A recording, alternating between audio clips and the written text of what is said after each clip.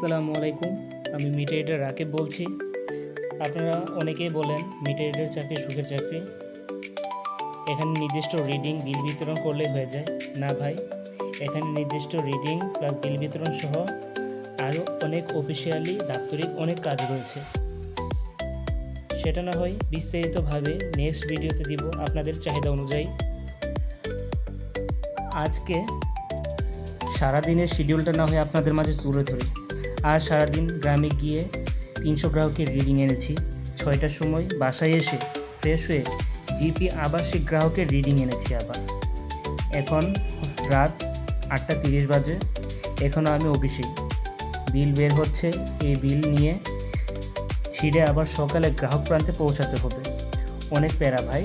আপনারা চাকরি করতে আসেন, আসলে বুঝতে পারবেন সব কিছুতেই কষ্ট। যে চাকরি আপনি করতে যান, কষ্ট ছাড়া আপনাকে টাকা দিবে না কেন। আমি এটা বলছি না যে মিটারের চাকরিতে কষ্ট বেশি।